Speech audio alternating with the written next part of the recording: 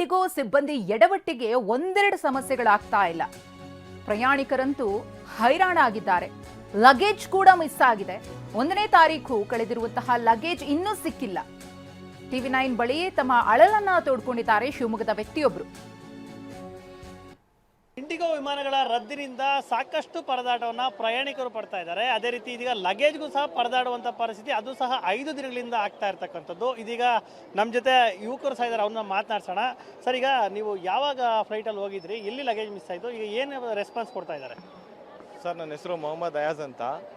ನಾವು Delhi to Bengaluru, Bengaluru to Shivamogga 1ನೇ ತಾರೀಕು flight ticket book ಮಾಡಿದ್ವಿ. ಬಟ್ ಬುಕ್ ಮಾಡಿ ಏರ್ಪೋರ್ಟಿಗೆ ಬಂದು ಬೋರ್ಡಿಂಗ್ ಎಲ್ಲ ಆಗಿ ಗೇಟ್ ಹತ್ರ ಕೂತಾಗ ಬುಕ್ಕಿಂಗ್ ಕ್ಯಾನ್ಸಲ್ ಆಗಿದೆ ಅಂತ ಮೆಸೇಜ್ ಬಂತು. ಅಲ್ಲಿ ಹೋಗಿ ವಿಚಾರಿಸಿದ್ರೆ ಅವರು ಕ್ಯಾನ್ಸಲ್ ಆಗಿದೆ flight, Delhi to Nashik, Nashik to Bengaluru ಇದೆ. 10 ಗಂಟೆ ವೇಟಿಂಗ್ ಕೊಟ್ಟರು ಸರ್. ಅಲ್ಲೂ ತಿಂಡಿ, ಊಟ, ಅಕಾಮಿಡೇಷನ್ ಏನೂ ವ್ಯವಸ್ಥೆ ಮಾಡಿಲ್ಲ, ಲಾಂಚ್ ವ್ಯವಸ್ಥೆನೂ ಮಾಡಿಲ್ಲ ಅವರು. 10 ಗಂಟೆ ನಾವು ವೆಯ್ಟ್ ಮಾಡ್ಕೊಂಡು ಬೆಂಗಳೂರಿಗೆ ಬಂದರೆ ಲಗೇಜ್ ಮಿಸ್ ಆಗಿತ್ತು ಸರ್. ಲಗೇಜ್ ಬಂದು ಕಂಪ್ಲೇಂಟ್ ರೈಸ್ ಮಾಡಿ ಅಥರೈಸೇಷನಿಗೆ ಲೆಟ್ರ್ ಎಲ್ಲ ಬರ್ಕೊಟ್ಟು 1 ದಿನದಲ್ಲಿ ಬರುತ್ತೆ ಅಂದರು. ಲಗೇಜ್ ಶಿವಮೊಗ್ಗ ಏರ್ಪೋರ್ಟಿಗೆ ಕಳಿಸ್ತೀವಿ ಅಂದರು. ಶಿವಮೊಗ್ಗ ಏರ್ಪೋರ್ಟಿಗೆ ಕಳಿಸ್ತೀನಿ ಅಂತ ಹೇಳ್ಬಿಟ್ಟು 3-4 ದಿನ ಆಯಿತು. ಅಲ್ಲಿ ಏರ್ಪೋರ್ಟಿಗೆ ಅಲ್ಲೋಗಿ ಕೇಳಿದ್ರೆ ಅಲ್ಲೂ ಬಂದಿಲ್ಲ ಲಗೇಜು ಅಂತ ಇರ್ರೆಸ್ಪಾನ್ಸಿಬಲಾಗಿ ಮಾತಾಡಿದ್ರು.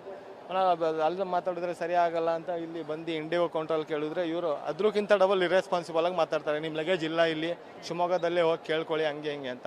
ಅವರು ಬೋರ್ಡಿಂಗಲ್ಲಿ ಬರ್ಕೊಟ್ಟಿದ್ದಾರೆ. ನಾವು ಕಂಪ್ಲೇಂಟ್ ರೈಸ್ ಮಾಡಿ ಅಥರೈಸೇಷನ್ ಲೆಟ್ರೂ ಕೊಟ್ಟಿದ್ದೀವಿ ಇವರಿಗೆ. ಬೆಂಗಳೂರು ಏರ್ಪೋರ್ಟಿಂದನೂ ದಿಲ್ಲಿಯಲ್ಲಿ ಲಗೇಜ್ ಮಿಸ್ ಮಾಡಿದ್ದಾರೆ, ಫ್ಲೈಟ್ ಕ್ಯಾನ್ಸಲ್ ಆಗಿ ಅಂತ ಹೇಳಿ. 1 ದಿನದಲ್ಲಿ ಲಗೇಜ್ ತರಿಸ್ಕೊಡ್ತೀನಿ ಅಂತ 4-5 ದಿನ ಆಯಿತು, ಈವರೆಗೆ ಲಗೇಜ್ ತರಿಸ್ಕೊಟ್ಟಿಲ್ಲ. ಇದಕ್ಕೆ ಯಾರು ರೆಸ್ಪಾನ್ಸಿಬಲ್ ಅಂತ ನಮಗೆ ಗೊತ್ತಾಗ್ತಾ ಇಲ್ಲ ಸರ್. ಇಂಡಿಗೋದವ್ರು ನೋಡಿದ್ರೆ ಇರ್ರೆಸ್ಪಾನ್ಸಿಬಲ್ ಮಾತಾಡ್ತಾ ಇದ್ದಾರೆ, ಒಳಗೆ ಹೋಗೋಕೆ ಬಿಡ್ತಾ ಇಲ್ಲ. CISFಗೆ ಮಾತಾಡಿದ್ರೆ ಇಂಡಿಗೋದವ್ರಿಗೆ ಮಾತಾಡಿ ಅಂತಾರೆ, ಇಂಡಿಗೋದವ್ರಿಗೆ ಮಾತಾಡಿದ್ರೆ CISFಗೆ ಮಾತಾಡಿ ಅಂತಾರೆ. ಯಾರಿಗೆ ಮಾತಾಡಿದ್ರು ಪ್ರಯೋಜನ ಆಗ್ತಿಲ್ಲ, ಸುಮ್ಮನೆ ಬಂದು ನಿಂತಿದ್ದೀವಿ. ಈಗ ನೀವು ಡೆಲ್ಲಿಯಿಂದ ಮತ್ತೆ ಹೇಗೆ ಬಂದ್ರಿ? ಈಗ ಅಲ್ಲಿ ಫ್ಲೈಟ್ ಕ್ಯಾನ್ಸಲ್ ಆಯಿತು, 10 ಗಂಟೆ ವೆಯ್ಟ್ ಮಾಡಿದ್ರಿ. ಅವರು ಕನೆಕ್ಟಿಂಗ್ ಫ್ಲೈಟ್ ಮಾಡಿಕೊಟ್ರು. ಬಟ್ ಹೆಂಗೆ ಅಂತ ಹೇಳಿದ್ರೆ ನಮಗೆ ಶಿವಮೊಗ್ಗಕ್ಕೆ ಮಾಡಿಕೊಟ್ಟಿಲ್ಲ, ಇಲ್ಲಿಗೆ ಮಾಡಿಕೊಟ್ರು, ಬೆಂಗಳೂರಿಗೆ ಮಾಡಿಕೊಟ್ರು. ಇಲ್ಲಿಂದ ನಾವು ಕ್ಯಾಬ್ ಮಾಡ್ಕೊಂಡು ಹೋಗಿದ್ದೀವಿ. 8,000 ರೂಪಾಯಿ ಕ್ಯಾಬಿಗೆ ತೊಗೊಂಡಿದ್ದಾರೆ ಅವರು. ಅದ್ರ ಅಮೌಂಟು ಕೊಟ್ಟಿಲ್ಲ, ಅದ್ರ ರಿಫಂಡ್ ಅಮೌಂಟು ಮಾಡಿಲ್ಲ ಅವರು. ಅಲ್ಲಿ ಹೋಗಿ ಕೇಳಿದ್ರೆ ನಮಗೆ ಡೈರೆಕ್ಟ್ ಕನೆಕ್ಟಿಂಗ್ ಶಿವಮೊಗ್ಗಕ್ಕಿಲ್ಲ, ನಿಮಗೆ ಬೆಂಗಳೂರು ಲಾಸ್ಟ್ ಅಂತ ಹೇಳಿದ್ರು. ಈಗ ಅಲ್ಲಿಂದ ಬರಬೇಕಂತ ಹೇಳಿಸ್ಕೊರ ನಾವು ಏನೇನು ಮಾಡಿದ್ವಿ, ಇಲ್ಲಿ ಬಂದ್ವಿ. ರಾತ್ರಿ ಅರ್ಧ ರಾತ್ರಿಗೆ ಫ್ಲೈಟ್ ಬಂತು, ಇಲ್ಲಿಂದ ನಾವು ಕ್ಯಾಬ್ ಮಾಡ್ಕೊಂಡು ಹೋಗಿದ್ದೀವಿ ಸರ್.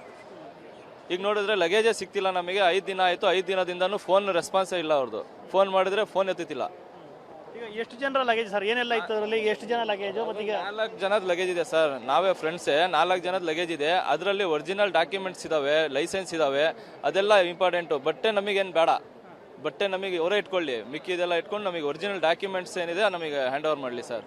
ಈಗ ಮೇಲ್ ಮುಖಾಂತರ ನೀವು ಕಂಪ್ಲೇಂಟ್ ರೈಸ್ ಮಾಡಿದಾಗ ಲಾಸ್ ಆ್ಯಂಡ್ ಫೌಂಡ್ಸ್ಗೆಲ್ಲ ಬರುತ್ತೆ, ಅಲ್ಲೆಲ್ಲ ಏನಾದ್ರು ಟ್ರೈ ಮಾಡಿದ್ರಾ? ಈಗ ಇವರು ಏನು ಹೇಳ್ತಾರೆ? ನಾವು ಟ್ರೈ ಮಾಡಿದ್ದೀವಿ. ಅಲ್ಲಿ ಬರೋ ಟೈಮಲ್ಲಿ ಫ್ಲೈಟ್ ಇಳಿದಾದ್ಮೇಲೆ ಲಗೇಜ್ ಬಂದಿಲ್ಲ ಅಂತ ಹೇಳಿದ್ದಕ್ಕೆ ಅಲ್ಲಿ ಏನು ಮಾಡಿದ್ರು, ಮೇಡಮು ಲಗೇಜು ನಿಮ್ಮದು ಡೆಲ್ಲಿಯಲ್ಲೇ ಇದೆ, ನೆಕ್ಸ್ಟ್ ಫ್ಲೈಟಲ್ಲಿ ಕರ್ಕೊಳ್ತೀವಿ ನಾವು ಅಂತೇಳಿ ಅವರು ಲೆಟ್ರ್ ಎಲ್ಲ ಬರ್ಸ್ಕೊಂಡಿದ್ದಾರೆ.